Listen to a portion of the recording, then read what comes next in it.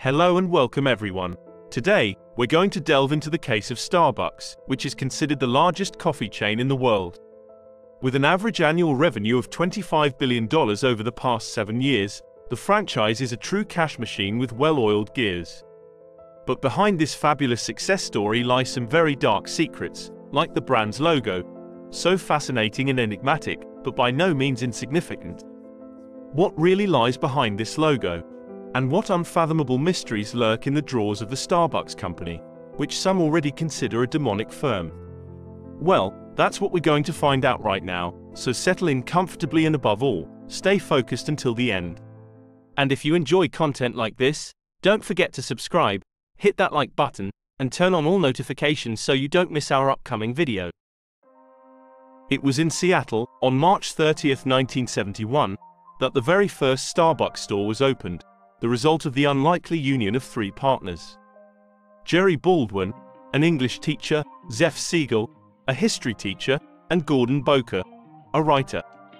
The trio decided to choose a name that sounded good for their small business, so they chose to name it Starbucks because they believed that names beginning with Saint were more powerful phonetically speaking. Coincidentally, it was also the name of one of the characters in the novel Moby Dick, who was also named Starbuck, but to reiterate, this was in no way intentional. In its early days, the store only sold whole coffee beans, as well as high-quality coffee machines, but also tea and spices. Business was quite good, and the owners began to source directly from coffee producers, thus benefiting from more advantageous margins. The company grew and opened other locations, but still only offered whole coffee beans. It wasn't until 1984 that Starbucks began to sell coffee-based beverages, mainly espressos. This idea had sprung into the mind of Howard Schultz, the marketing director of the chain, who, after a brief stay in Milan, had fallen in love with the small Italian espresso bars. However, despite the enthusiasm generated by this new concept, Starbucks management preferred to focus on selling whole coffee beans, and Schultz then decided to found his own company, Il Giornale, specializing in espresso bars. In 1986, Starbucks founders finally decided to sell their assets, and it was Schultz who bought the brand for $3.8 million. Howard Schultz then merged his own brand with Starbucks, keeping the name and making some adjustments to the mysterious logo. Originally, it depicted a topless mermaid with two fishtails, a rather strange, if not outright inappropriate symbolism for a brand supposed to sell coffee beans. But let's not get ahead of ourselves if you don't mind, as we'll inevitably come to this said logo, and will then reveal to you its unspeakable truth. Howard Schultz didn't alter this logo much, however, as he kept the mermaid image, taking care to conceal her feminine attributes, and changing the background color from brown to green. Starbucks continued to expand and thrive, and by 1989, the company already had 46 stores and roasted just under 1,000 tons of coffee per year. The success story continued into the 1990s, as Starbucks became a publicly traded company and embarked on an ultra-aggressive expansion policy, snapping up competitors' businesses left and right. By the early 2000s, the chain had virtually monopolized coffee in the United States, and it had successfully exported its franchise abroad with immense success. Starbucks stores began to sprout up like mushrooms all over the world, and the brand became an integral part of pop culture. In 2017, the Mermaid-branded chain boasted over 25,000 stores, with an annual revenue of $23 billion. The company is present in 77 countries worldwide and employs over 291,000 people. Today, Starbucks rakes in an average annual revenue of $25 billion and is seen as a must-visit spot for outings in the city, and for many, a kind of McDonald's of coffee. The temple of the famous Frappuccino and Latte, which offers ridiculously high prices but still has a prime location. The franchises are always bustling, and the clientele has never been as abundant as it is now. With a little over 35,711 outlets established in 86 countries, including 16,000 in the United States alone, Starbucks is by far considered the largest coffee chain in the world. But behind this phenomenally successful facade lie some very dark secrets that could shock you to the core. Beginning with the company's logo, which displays rather unsettling symbolism if you take the time to ponder it. Indeed, Why on earth associate the image of a naked mermaid with two fishtails with a store supposed to sell coffee beans and spices? Starbucks founders explained the choice of this logo by the desire to capture the maritime tradition of the early coffee traders.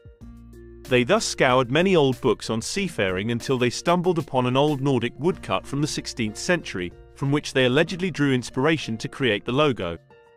That's all well and good, except it doesn't align with historical reality at all, as there simply is no Nordic woodcut from the 16th century. This Scandinavian civilization ceased to exist by the year 1300, and woodcut printing didn't arrive in Europe until the 1400s. So you'd have a better chance of finding negatives of a dinosaur or a selfie of Julius Caesar than stumbling upon a Nordic woodcut from the 16th century. Starbucks' logo is therefore not inspired by the rustic art of the Vikings but rather draws its origins from infinitely darker and more sinister symbolism. Because if we refer to the Dictionary of Symbols, the double-tailed mermaid is none other than Melusine or Melisande, a mermaid of the Anguip type, meaning a mermaid with a serpent's tail. The legend of Melusine begins in medieval France, where she was initially considered a water fairy, punished by her mother with a curse transforming her into a mermaid every Sabbath. Melusine would later take on in the collective imagination the terrifying appearance of a winged dragon or a kind of banshee whose appearance was synonymous with bad omens. This unspeakable creature was hideously depicted in the iconography of the time, but the oldest known image is undoubtedly the one found on the mosaic floor of the Cathedral of Otranto. Located in the province of Apulia in Italy, this cathedral, dating back to 1068, boasts an immense mosaic pavement, designed with no less than 600,000 tesserae. This gigantic mosaic fresco displays religious and superstitious designs, including the famous Melusine, which is surprisingly well detailed.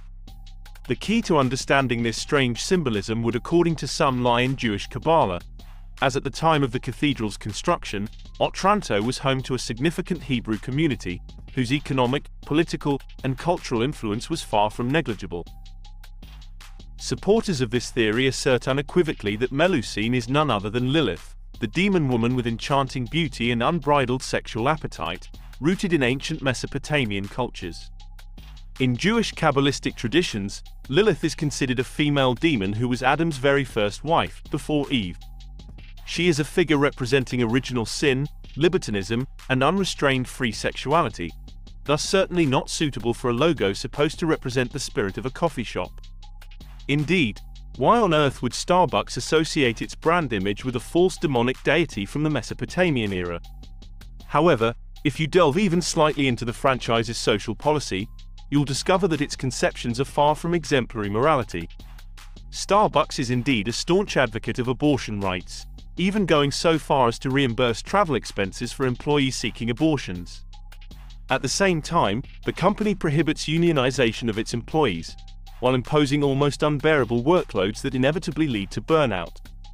Starbucks cannot claim to support abortion for the well-being of its employees because in reality, the vast majority of the workforce is literally mistreated and suffers from stress, intense fatigue, and severe depression. And what you need to know about Lilith is that in Kabbalistic tradition, she represents a deadly danger to newborns and their mothers. The link between Lilith, abortion, and Starbucks is therefore subtly established, always under the guise of women's freedom, empowerment, and well-being. Starbucks is not just a coffee franchise, as it displays a demon as its symbol, and as we have seen, this is not a mere fortuitous coincidence or a curious twist of fate. The use of such a logo was deliberately intentional, and if we trace back to the initial logo, we discover another clue linking Starbucks to Satanism. Indeed, if you flip the image of the very first logo, you quickly get the unpleasant impression of seeing a Baphomet, the #1 idol of Satanists of all kinds. For many, Baphomet is just one of the many representations of the devil himself, recognizable among other things by his goat-like head and the bare breasts of a woman. So by flipping the Starbucks logo, you'll see a Baphomet devouring the head of a woman, yet another unhealthy image that has absolutely no place in a coffee shop signage. Is Starbucks ultimately just a den of the devil, as it displays clearly satanic symbolism and its stances are rather fierce against religion and morality? In any case, it's a path to follow, and a surprising number of people firmly believe in this theory, to the point that boycott campaigns continue to rain down on the company.